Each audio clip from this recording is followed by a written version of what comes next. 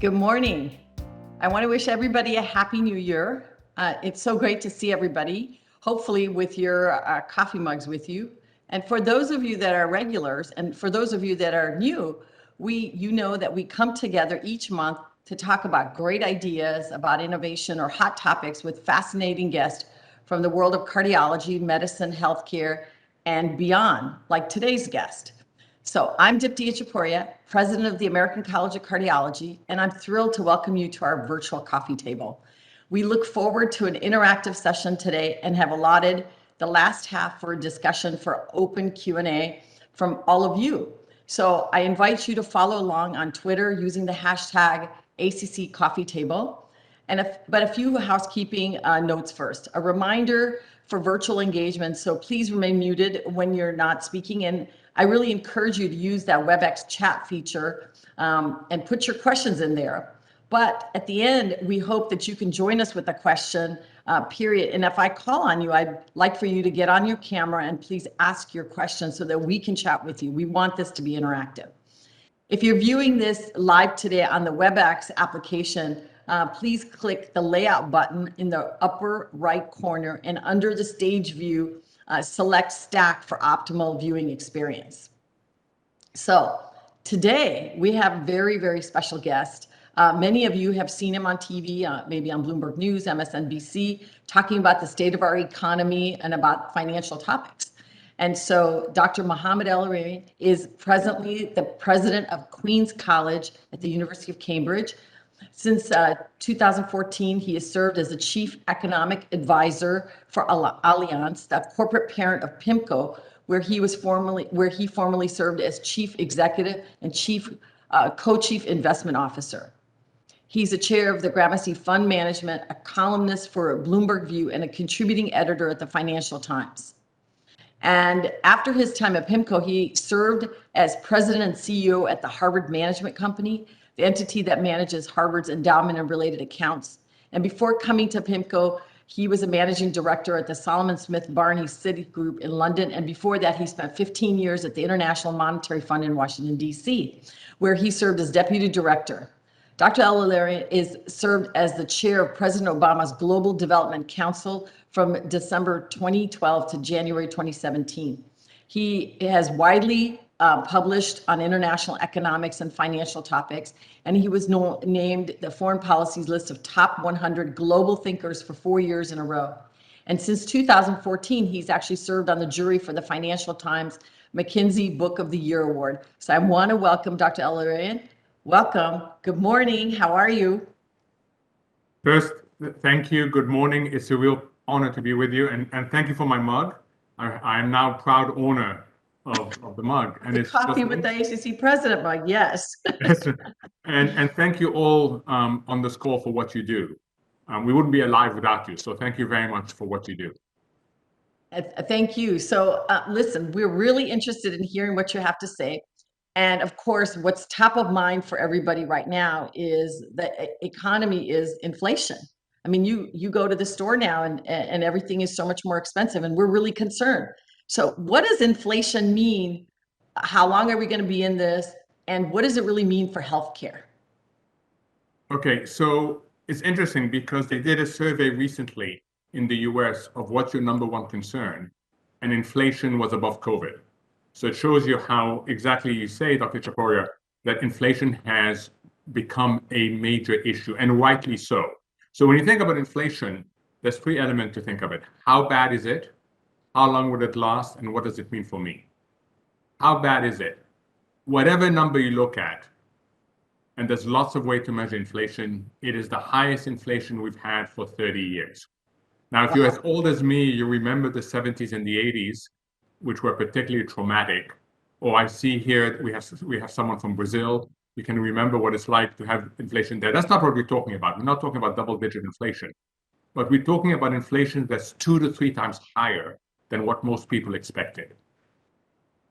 So it has economic implications, it has social implications, it has political implications, it has institutional implications. Second issue, how long would it last?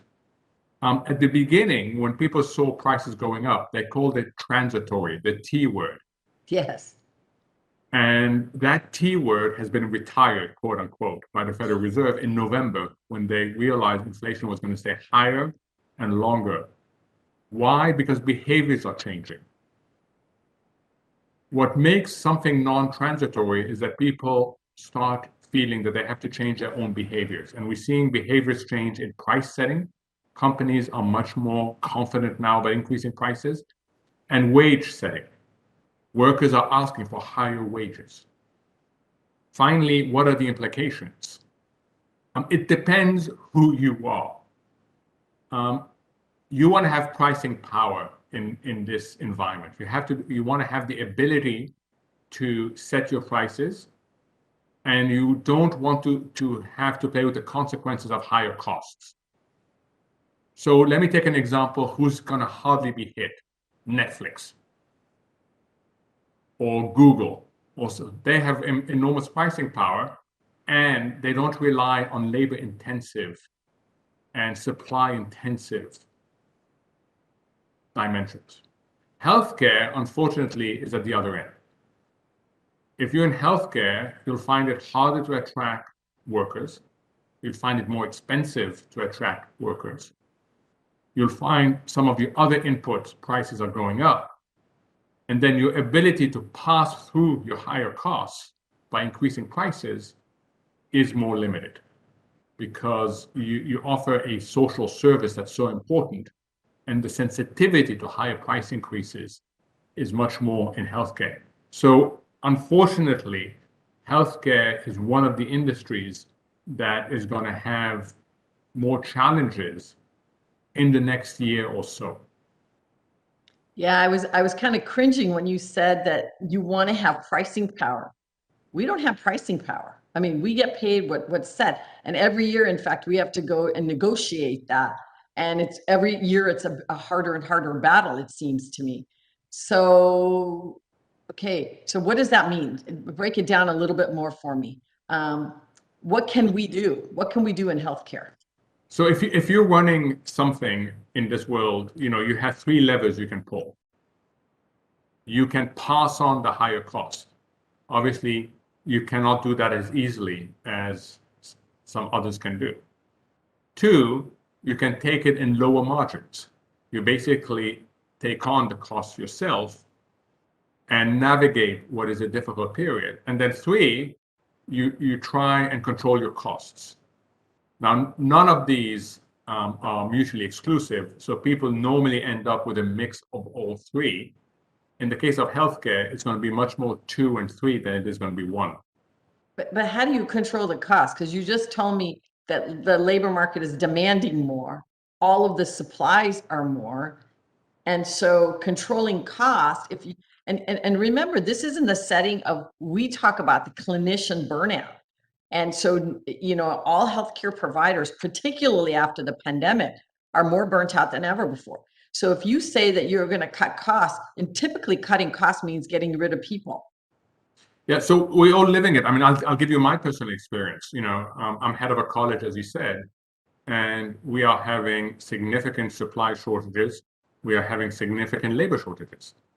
And so what do? We still have to offer the services that we offer to our students, and we still have to offer the services to the other members of our community. And our staff, think of the catering people, think of people, the safety people, have gone through really difficult period. They were also not quite like yours, but they were still there when everybody else wasn't. They had to deal. They had frontline status like everybody else, and we care about them enormously. So what do? First thing we did is we acknowledged, we increased their wages. We shared with them great gratitude for what they do. And then we went to the rest of our community, and that's where it gets tricky for you. We went to our rest of our community and said, we cannot guarantee the sorts of services that we used to offer you before. We just can't. And you hope that you get every member of the community coming in. Now, again, that's really hard for your profession. I mean, I sympathize enormously for you, but it is a matter of a year or so. We're not going to have this inflation persist. because if it does, it will break something. So the question that we have looking forward is not whether inflation will come down. It will come down by the end of this year and the beginning of next year. It is how it comes down. And that's going to be critical into how. And that's really a question for our policymakers. There is a set of policies that make it come down in an orderly fashion, but they've got to get their act together a lot faster than they have so far. And we're going to come back to that because I want to know how it's going to come down and what those policies need to be. But coming back to what you just said, healthcare has not great margins to begin with. So my concern is that there are going to be some healthcare, institutions that are just going to have to close up shop, so to speak, to be able. I'm not sure they're going to all weather it. So I don't know enough about the specifics, but typically what you see happening is a lot more consolidation. I'm talking away from healthcare. When you have an inflation shock, and that by shock, it means you weren't ready for it. It just has hit you. And then you have to adjust. If you can't adjust internally, you adjust together. So that's typically what happens. Now, again, the good news is this is not a thing that's going to last for years. So you've just got to navigate the next year or so. And I'm going to come back to the importance of having a much broader set of possibilities in your mind as we go forward, because this is an unusually fluid. Economists call it unusually uncertain. It's not just uncertain, it's unusually uncertain. Okay, so, our listeners, they're from different areas of the country and different. So what should they be doing? What should we be doing? And we go to the C-suites, right? We're telling our administrators. So we're listening in. Maybe there's some hospital administrators listening. What is it that you're telling us to do? So this is a collective problem, and it's a collective responsibility to solve it. So people should sit together and see what every element of the supply chain, if you like, the value-added chain, can do, because it's in everybody's interest that we navigate this together. So, you go to the hospital administration, you go to the insurance companies, it's a matter of people sorting it out together. This is where the critical failure is a coordination failure. If you get a coordination failure, then it gets really problematic. But if you have good coordination, everybody does their bit and you get through it. So that means getting, like you said, I thought that was a good point. The insurance companies, getting the hospitals, the clinicians, everybody sort of talking about this issue and saying, how are we going to best navigate this? Correct, because it's in no one's interest that the part of this value chain breaks down. Because if part of this value chain breaks down, the other parts are not immune to it at all. Right. So this is the issue where it's coordination. We can go into what's called game theory. Game theory is part of economics that looks at why it is that people do not get to the optimal outcome. And it's really important because you define the elements of a game. I don't want to suggest it's a game. This is not a game. This is really serious. But just it's called game theory. You suggest the elements of the game that either solve it in a cooperative way or in a non-cooperative way. And really what you want is to solve it in a cooperative way. Yeah, I'm just trying to think about the solutions. And then the other thing you said was going to the stakeholders and kind of having a conversation. But I think that if anything, given the pandemic, there's a higher level of anxiety amongst patients. They're wanting a little bit more care. So do you think it would be prudent to even send a message out? If you're including everybody, all the stakeholders, then the patients are a part of that. What do you say to the patients? Is there something you can message to the patients to prepare them? Yeah, I mean, let me take you, I don't want to say an extreme, but let me take you to the United Kingdom, where the amount of people waiting for surgery is at record levels, where preventive care has basically come down significantly. That's not an outcome that people want. No. Okay, because you feel you've lost control of your health when that happens. So it's just important. I know that none of this that I'm saying is easily done. And remember, what you are facing, what we are all facing, is being taken out of our comfort zone. Right. And having to think differently, because and this notion, oh, I just want to get back to my comfort zone. Yeah, we all want to get back to our comfort zone, but the situation is not going to allow us to get back to our comfort zone for a while. Now, you talked about solutions. You said there are solutions, but so tell me a little bit about that. So the inflationary process has 3 steps. Step number 1 is you get a shock of some sort. Something happens that starts prices going up. And in this time around, it was, of course, the pandemic shutting down ports, disrupting shipping, and reducing labor supply. So the pandemic was the shock. And the immediate effect of the shocks were you couldn't get goods delivered. The containers were in the wrong place. Some people wanted to stay home by choice or by necessity because they had kids. They didn't have proper childcare. So the immediate shock was pandemic on the supply side. And when people looked at that, they made the mistake of saying, oh, that's going to resolve itself. The pandemic is going to go away. The marketplace is going to sort out shipment, so we don't have to worry about it. And from March all the way to November, that was the stance of the Federal Reserve. Now, why do I call the Federal Reserve? Because the central bank has responsibility for inflation. Some of us, as early as April, May, were saying, no, keep an open mindset. This is different. This dynamic is different because it may change behaviors. And then what we saw happen is the second stage of inflation, which is people adapt. They adapt because they realize that the price increase that they've had, the labor shortage they've had, is not going away. So they pass on the cost to somebody else. Remember the famous saying by Warren Buffett, who owns Berkshire Hathaway, owns many companies in many sectors. He said, you know what? People are increasing prices to us. We are then increasing prices to others, and it's sticking. And this is the recognition of phase 2 of inflation. That is adaptive expectation. You adapt to what has happened.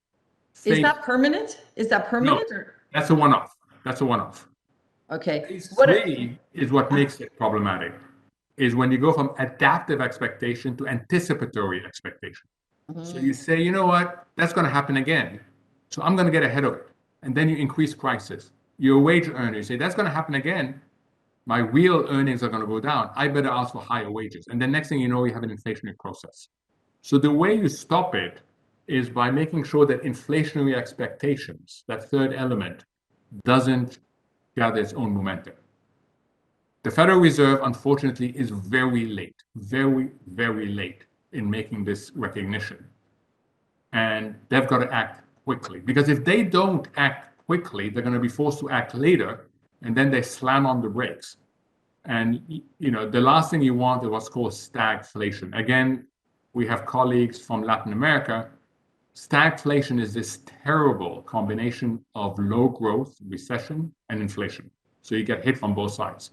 So we have a window. It's not very big, but we have a window for our policymakers to react and hopefully get us back on the right path quickly. So what should they do? So I'm going to get very technical here. They should do the following. 1, they're still pumping liquidity into the system. It's called quantitative easing. They should stop this immediately. Yeah. 2, they should increase interest rates.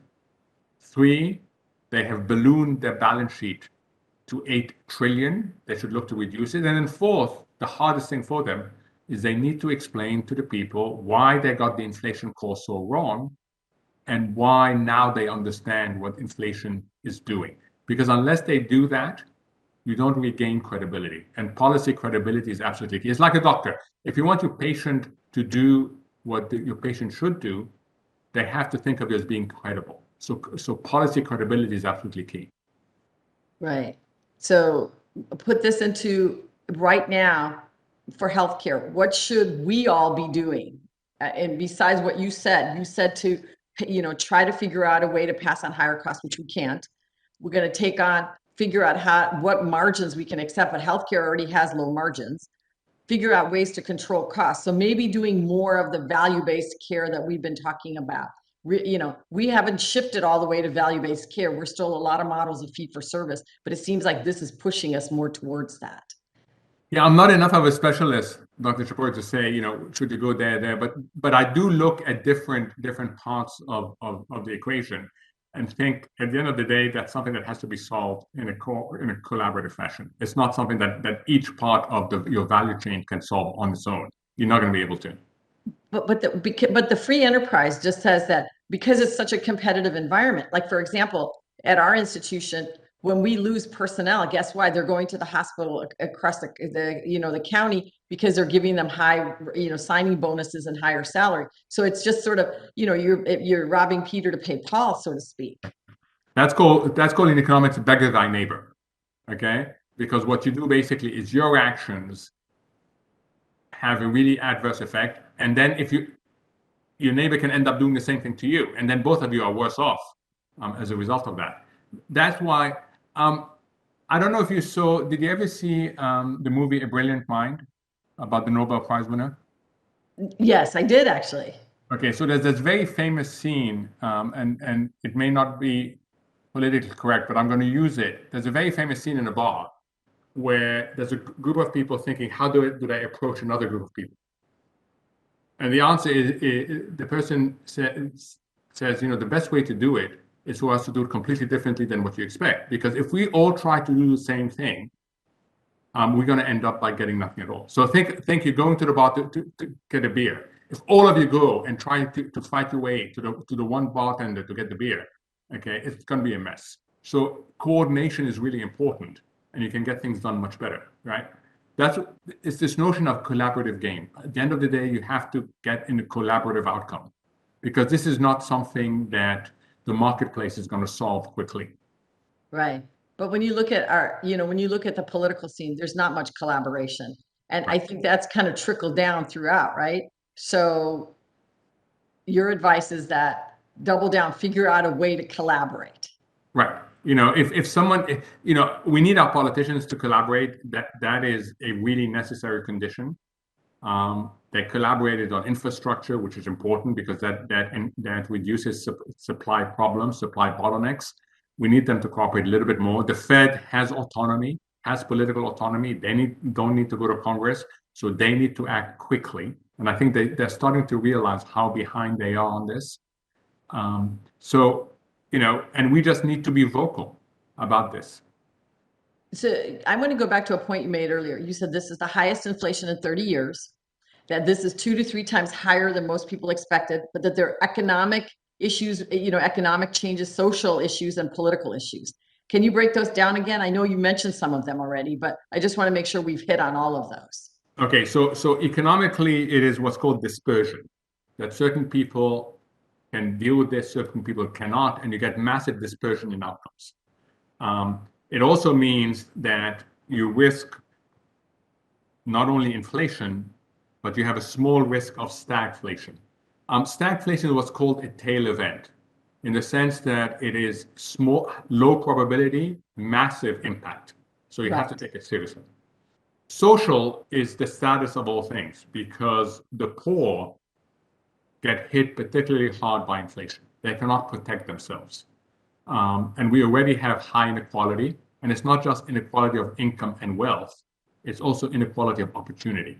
Right. It has been a great unequalizer, and this would be yet another element of inequality that's on top of that. Political, we're seeing it. There is a high risk now that President Biden and the Democrats may end up in another, quote, shellacking. The shellacking, that word was President Obama's word after the 2010 midterms. And it's, people, even though the administration is not responsible for the supply shock, even though the administrations cannot force the Fed to get its act together, the administration would be blamed for high and persistent inflation. So politically, this is really hurting right now President Biden, and that's why they are taking it so seriously. And then institutionally, it gets back to the credibility of the Federal Reserve. Central banks work by making other people do the heavy lifting. It's called forward policy guidance. A little bit like when you, Dr. Itchhaporia, tell me, if you do this and this and this, you control your blood pressure, you reduce your cholesterol, you reduce the risk of heart disease so that you don't have to get involved later on. You're giving me forward policy guidance. You're giving me guidance to make sure I get to a better place, or at least not get to a bad place. That's how the Fed works. The Fed works through forward policy guidance. And if the perception is that not only did it get its inflation control wrong, which everybody now acknowledges it got it wrong, but in addition doesn't know what to do about it, then its ability to guide us all to a better outcome comes down. That's the institutional aspect. And institutions are critical to the well-being of the economy. So do you think the Federal Reserve didn't get it right because they didn't know, or because they didn't communicate it well? No, they got trapped in the typical cognitive trap. And it's, we know a lot about this because of behavioral science. Right. It happened also at the end of 2008. When we came out of the global financial crisis, the view was we've always lived in cyclical space. Cyclical space is like a rubber band, an elastic band. You pull it, it goes back. You pull it, it goes back. So we had a particularly bad part of the cycle. We have to act now, but then we don't have to do anything at all because we're going to come back normally. That's like the business cycle. So 2008, the view was it's cyclical. And therefore the solution was the 3 T's. Targeted, that's good. Timely, that's good. Temporary, that was a mistake. We thought that, and then it took us a long time to figure out that we hadn't gone through a cyclical shock, we had gone through a secular and a structural shock, which requires thinking differently. This time around, again, we were living in a world where supply was never a problem. Inflation was never a problem. So when it became an issue, we thought, oh, that's really temporary, because hasn't been an issue. We didn't look forward, we looked back. It's a little bit like driving your car, looking through the rear view mirror. It's clear in the back, so you assume it's clear in the front.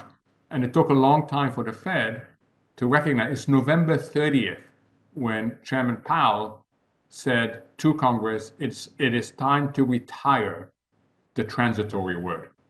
Right. So what should be done? Is it, as a listener, am I just saying I have to wait for the Federal Reserve to act and for, our politicians to act? And there's nothing we can do? Is there something we can do individually? Is there something we can do in our organizations from a healthcare perspective? Because healthcare has typically been the industry that bails out inflation, but it doesn't look like that's going to happen this time. Yeah, and we've relied on healthcare, on the economy for so long.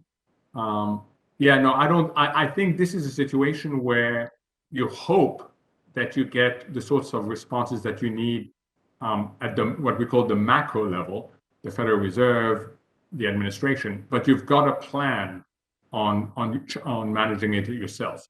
I don't know whether you want to go to the behavioral aspects or not, but sure. We tend to live in a world. When I take you out of your comfort zone, behavioral scientists have shown that the most likely reaction is going to be a mistake. Right? There are people who have blind spots. We all have blind spots. There's nothing wrong with a blind spot. When you drive your car these days, a little light comes on your rearview mirror to tell you there's someone in your blind spot. It doesn't deny you have a blind spot. It says, yes, you've got a blind spot and there's something to do. You have to do something about it. But many of us have blind spots that we do nothing about. The Fed had a blind spot on the fact that inflation could be non-transitory. So some of us will simply have a blind spot and react too slowly. Others will reframe this in a sense of saying, oh, it's not a problem, and change the reframing. The third group will do what ultimately tends to bring down successful companies. It's called active inertia. You're active, you realize you have to do something different, but the inertia in the system is you cannot. The non-politically correct example of that is the American tourist in Paris. They go up to a French person and ask something in English. The French person either doesn't understand English or doesn't want to understand English. Goes like this. The most likely reaction of the American tourist is to say the same thing, Louder. but still in English, right? The active part is the louder. The inertia part is the English, right? And there's been lots of studies done, and I can give you examples of companies we know where they should have responded well. They had a plan to respond well, but ultimately they didn't because the inertia in the system was so high. So this requires a lot of hard work. It requires first and foremost cognitive diversity. You need to have a ton of cognitive diversity to be able to think through the different scenarios. And you don't get to cognitive diversity without gender diversity, cultural diversity, education diversity, you know the list. Second, you need to talk about scenarios. There is no baseline anymore. There's a series of scenarios. And thirdly, you need to have a really difficult discussion about, given how uncertain this is, we may well end up making a mistake. We don't want to make a mistake, but we may well end up making a mistake. What's a non-recoverable mistake? And that is a really hard discussion to have, but it's a necessary discussion. So with what the model you just said, that should be things that we do at a personal level, maybe at an institutional level, at work, at multiple levels. I can see this Correct. kind of, right? It goes all the way up, right? And Right. you control part of that ladder, and then at some point, you don't control the rest of the ladder, right? So you've got to at least do what you can control in the ladder. I guess I'm concerned about doing scenario planning and doing all that when we don't have a good understanding of where we're going to go. You have a clear understanding, but when we're sitting there in the C-suite or with, within our own practices or whatever, trying to plan that out because we don't know what direction, how do you do scenario planning? So let me give you an example. In 2008, just before Lehman Brothers went bankrupt. Now, Lehman Brothers going bankrupt was like a heart attack to the global economy. If you remember 2008, everything stopped. It literally was a heart attack. It was called a sudden stop. Everything stopped. And there was real question mark as to whether we're going to get a depression. The weekend before Lehman Brothers went bankrupt, I was at the time at PIMCO in California, and we were managing $2 trillion of clients' money. So this is a huge responsibility. These are their savings, their retirement. And we had 3 scenarios on the board. Scenario number 1 was that Lehman Brothers would not go bankrupt. There was good reason for that. 6 months earlier, Bear Stearns, another bank, had problems. It ended up being bought by JP Morgan, and nothing happened. Nothing bad happened. We had collectively, in the investment committee, taken the probabilities of what we believe would happen, and that scenario had an 80% probability. 80. Scenario B was Lehman goes down, but goes down in an orderly fashion. The argument being that no policymakers would impose a heart attack on the global economy. But policymakers knew that the payments and settlement system, that the internals of the system were dependent on Lehman because people would immediately step back the minute they saw one bank go bankrupt, and they would somehow intervene. We gave that a 17% probability.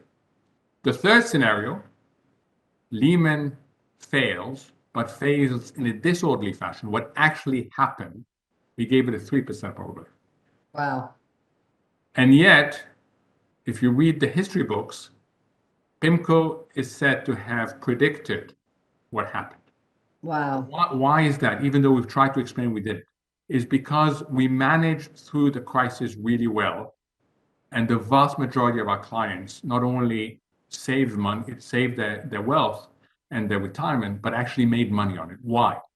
Because for each scenario, we had a very detailed action plan.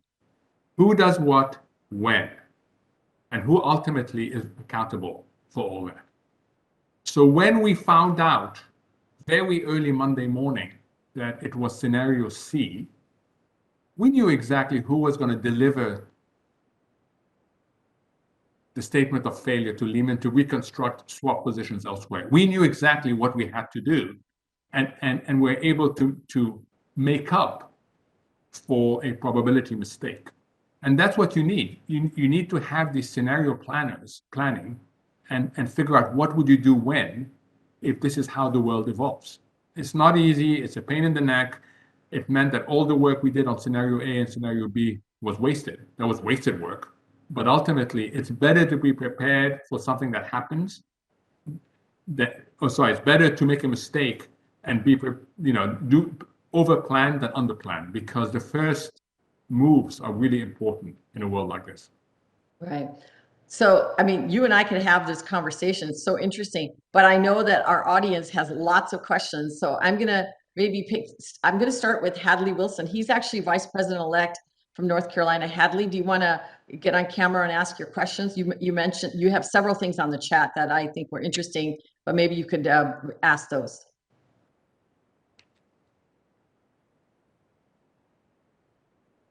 Hadley?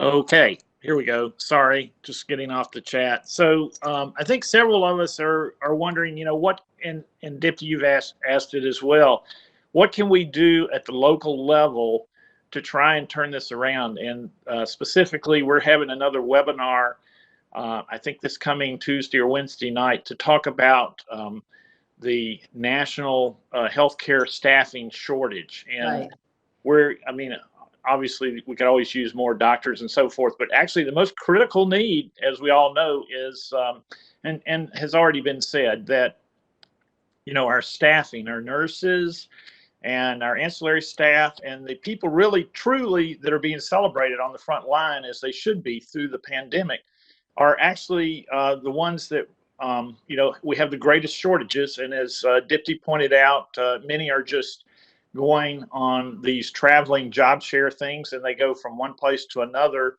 getting higher bonuses and salaries, as they should in their own self-interest.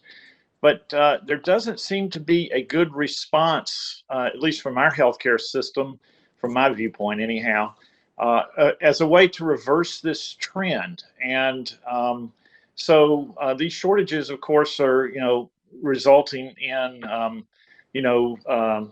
minimizing health care or less health care to those who are most in need.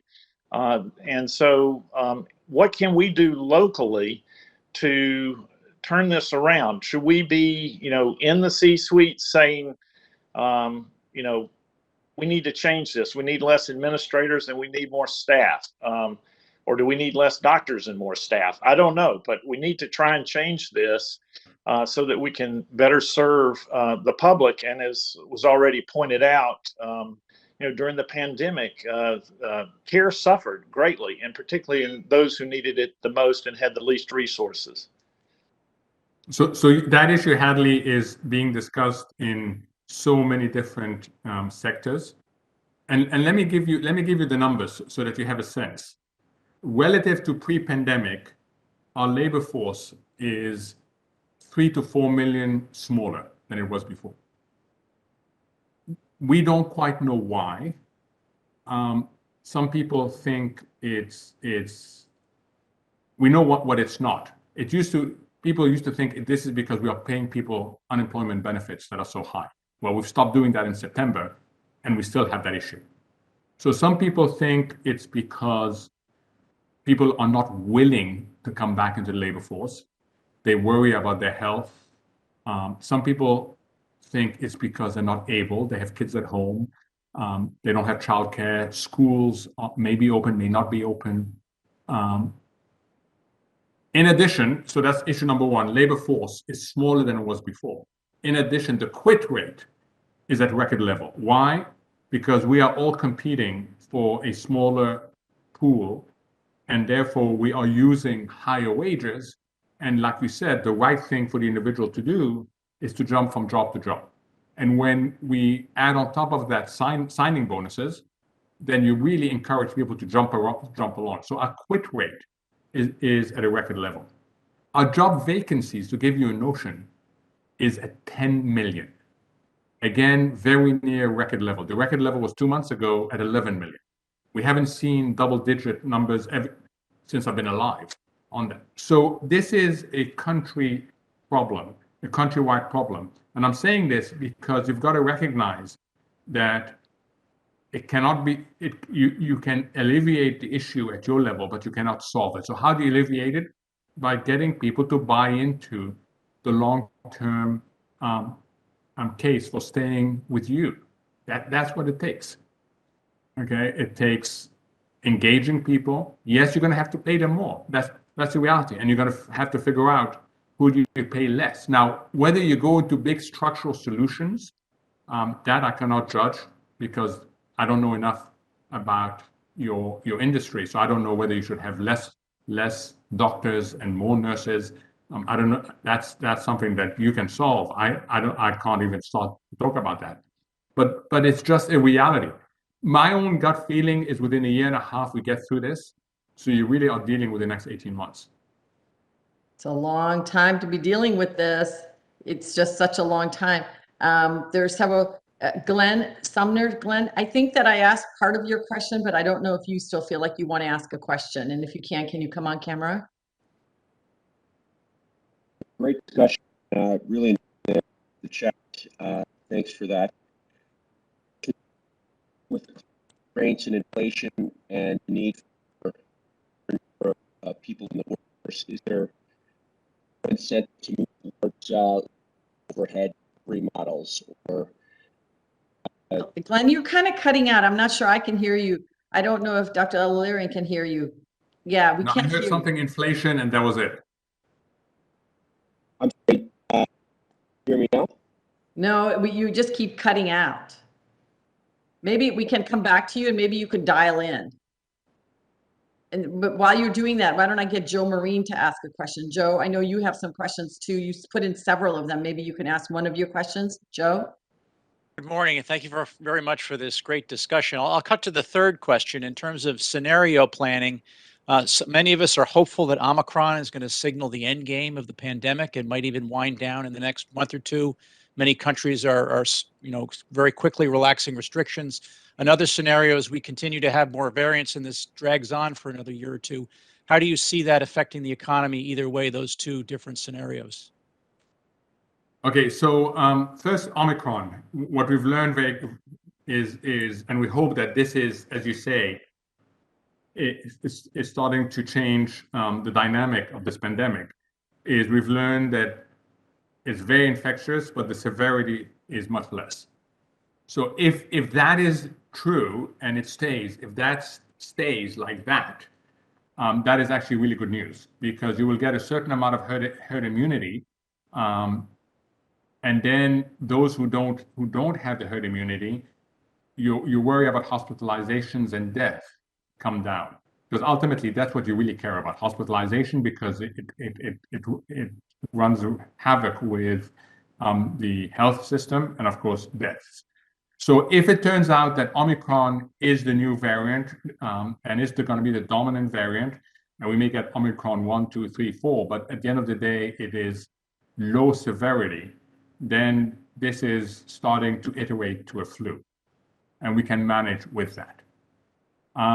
But I don't think anybody is willing to say that this is a 80 or 90% probability.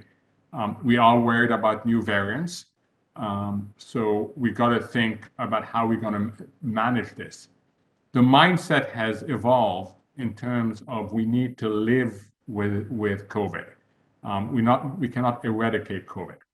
So if I was solving this from a US perspective, I would tell you that the impact on the economy is going to lessen a lot over time. The problem we have is we live in a global economy and different countries have different approaches. So let's go to China. Zero COVID policy. Now, it is very hard to run a zero COVID policy when you've got Omicron. Mm-hmm. Very, very hard. So what is happening now is that China is shutting down cities, is shutting down ports, because they want to continue with the zero COVID policy, even though Omicron is present. Now, most people think that this is related to the Olympics. And once we get through the Olympics, then China is going to evolve to a different COVID approach. But in the meantime, it's a new round of supply disruptions for everybody else. So the reason why a lot of people are bringing down their growth projections for the global economy is because of a new round of supply disruptions, because China is trying to combine Omicron with zero COVID. So, that's the complexities of the scenarios, is that you're not just solving for the US economy, you're solving for the US economy in a bigger context. And, a lot of people say, well, why should that matter? The US is so big. And I say to people, assume you have the biggest house in the neighborhood. The value of your house isn't just the value of your house, the neighborhood matters. It doesn't matter you're the biggest house in the neighborhood, you still have the neighborhood that you have to deal with. So that's why these neighborhood effects complicate a lot of the scenarios for the US. So I don't know if Glenn was able to dial in and ask his question now. If not, then I'm going to go to Melissa Wood. Glenn? Can you hear me now? Yeah, we can hear you. Perfect. Great. Sorry about that.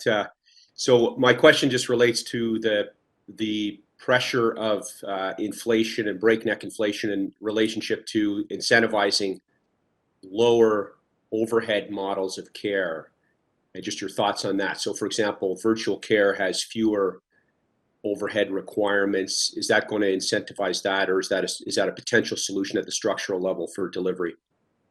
It's certainly going to encourage it a lot more, right? Whatever the move to virtual was before is going to be even more now, because the cost of supplying in person is going up. So yes, that is going to solve. But again, you're in a profession where there is a limit to how far you can take that. You can take it further, but there's a limit to how far you can take it. You're not Amazon, where you can pretty well take most of our shopping into Amazon. Yes, but you're absolutely right. That's going to give a further push to virtual versus in-person delivery. Well, we're all about digital transformation, so maybe that's going to propel us even further into digital transformation. Several other questions. Melissa, you had a question. Melissa Wood, she is going to be chair of Board of Governors coming up in March, and she's from Massachusetts. Melissa, can you ask your question? Sure. Hello, Dr. El-Erian, and thank you so much. I was fortunate enough to hear you at the Board of Trustees last summer and learned so much. My question really pertains to something that you've touched on already in your remarks, which is the behavioral components of economics, in particular for us healthcare economics. And really, my question is, how can we get multiple stakeholders to the table? We realize that the insurance companies, private insurers, made billions during at least the first part of the pandemic due to delays in care, and the fact that a large burden of COVID care was really borne by the governmental insurance policies, whether Medicare or Medicaid. And they really need to be part of the solution. We need to get them to meet with leaders of organizations like ours, as well as our governmental leaders, but they seem to be somehow missing from this table of discussion. So this is one of the things that has been so incredible about your career and your leadership. Not only are you a genius with the economy, but you understand people, and we need to do this better. Yeah. So again, use behavioral. Why are they missing from this equation? Why they're missing from the table? Because it's in their interest to be missing. It's that simple, right? Okay. They made a ton of money. They made massive what are called windfall gains, right? And no one wants, if you've made a windfall gain from a pandemic, no one wants shining a light on you. You want to stay away from that. So it doesn't surprise me that they're not engaging. It's not surprising me that they want this thing to be solved away from them. So you've got to overcome this issue, and you can overcome it in three ways. One is by talking to them and trying to get them to see that they're not going to be able to stay out of the equation, and it's better for them to engage in a very constructive way than to be forced into it. Number two is to overcome information failures. Now, the minute you said it, I said, oh yeah, of course. I'd never thought of it before. I literally had never thought of it before, but when you said it, I said, well, yeah, of course. Wow, I hadn't thought of that. That's a huge windfall gain. It is to overcome this information failure that people don't quite recognize that the burden hasn't been carried equally, and that some people actually benefited, that alone had less of a burden. They actually benefited from the process. And then the number three, which tends to be the most effective, is to get a megaphone, and that's government. Local governments, state governments, okay, federal government. It's got a government involved. Look, governments don't want healthcare crises. They really don't, right? So to get them involved. But until you said it, I hadn't thought about it. And I think about these things, but it shows you that it literally was a wow moment. Now, why didn't I think of that? That's so obvious. So thank you for saying it. But you've got to make people aware, and the more you make people aware, the less hesitant that segment is going to be to engage. It's interesting that you said that you should make more people aware. I thought that what you were trying to say initially was that you don't want to bring out that light because they don't want it to come out. So you don't bring it up. No, they don't want to bring it up. Look, if I have benefited from the pandemic, the last thing I want is people to ask me, well, you've benefited from the pandemic and you're not helping solve the problem now? So that's not the language you want to use, but you want others to know that they've benefited so that requires them to come to the table to have the conversation. So they have a moral obligation to come to the table to help solve what is a collective problem.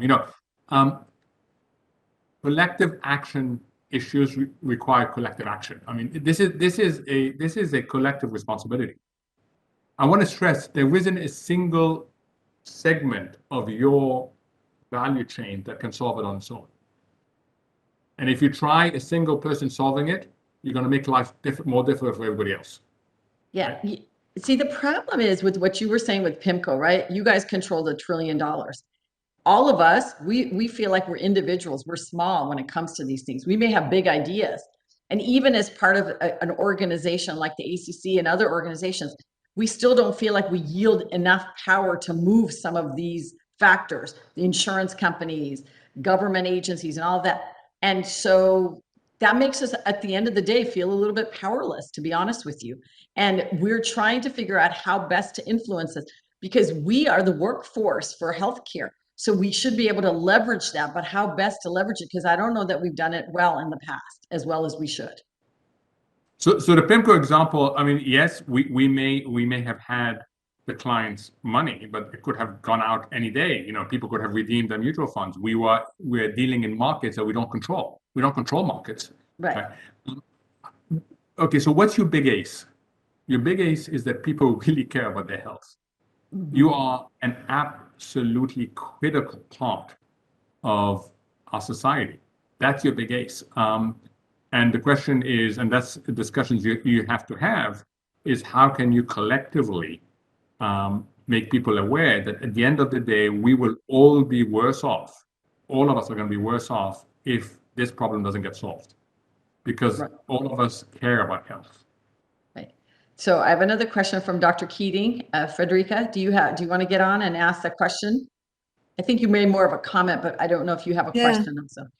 Yes, I do. Okay, perfect. And I guess I came into this kind of naive about what inflation really means. I mean, I know it at a simple level, but I'm realizing that some of the issues that I've been seeing around me have much more to do with it than I thought. And after listening to you, I am now quite alarmed. I'm wondering, and I feel the same kind of powerlessness that was just expressed, that if I'm not sitting at a table that controls trillions of dollars, either as part of a government or as part of, PIMCO or whatever, that there are not very many levers that I can control. And I'm wondering, you say that you're quite optimistic that this is a relatively short-term problem and that this is going to be fixed by the end of 2022. And I'm starting, based on the examples that you've given us of how sometimes predictions do not come true. I'm wondering, what is the worst case scenario? How do you get from inflation to runaway inflation? How can we protect or help protect against a scenario that is much worse than what you are at present expecting? So unless you are living in a developing, a really, really fragile developing country, with no institutions. Think of Zimbabwe when they had runaway inflation, hyperinflation. Inflation has the seeds of its own destruction.